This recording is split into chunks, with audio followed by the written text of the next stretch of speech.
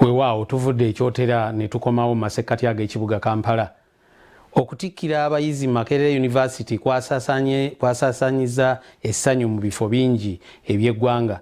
Tekulese katale akaakazibwako erya Ssentibali ku ddembe naye mu biseera ebyasooka kaayitibwanga Owino. Eno nno ebbugumu eribaddeyo lyawaabya nnyanja eyabuuse ne diguli olwamaggwe essanyu ne libula okutta abaliyo. Ow'akatale k'owino era akamanyiddwa nga Ssentibali ku ddembe akasangibwa mu Kampala eyaleese diguli akyankalanyizza emirimu nga bamwaniriza mu kitiibwa.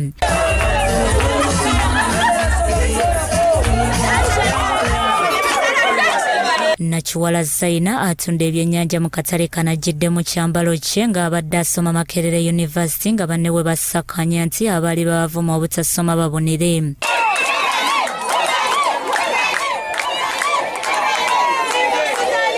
Nakiwala bw'atuuse okwogerako ne bakola nabo asoose kubawa ka speech ka Lungereza era bangi basigadde bagegeenya by'abadde ayogera ne bamukomako nti adde ne mu Luganda.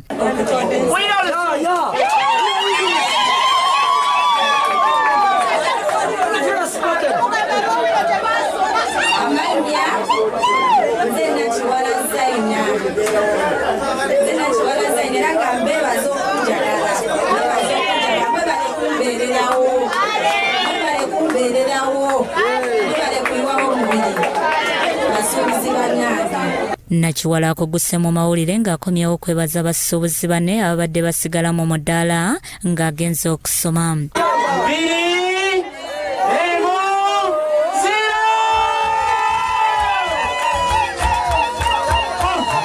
Oluvannyuma Nakiwala ajjeko enkofiira ya diguli ku mutwe gwe n'ajambaza ssentebe w'akatale kano Susan Kushabe nabo balabe bwe bibeera.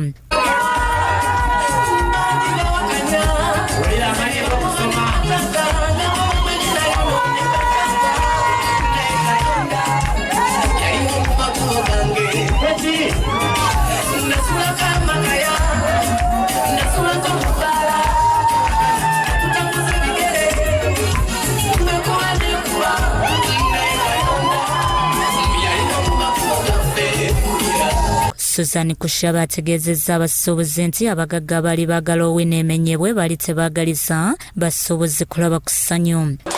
Keekawe yakalaga nti twasoma ate tusomeseza n'abaana kati abaali baagala Owino eveewo abaana baffe bandisomeddewo.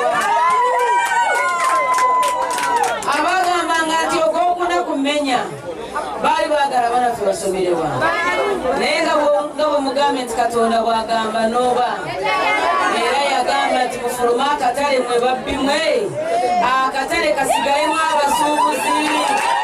Kyokka abasuubuzi beeyambisizza omukisa guno ne boogera ku bizibu ebibabobbya emitwe. Essaawa zino waliwo abalina bumitoogo bwe mulaba naye nga bumitoogo balina abalala baagagula oba be baapangisa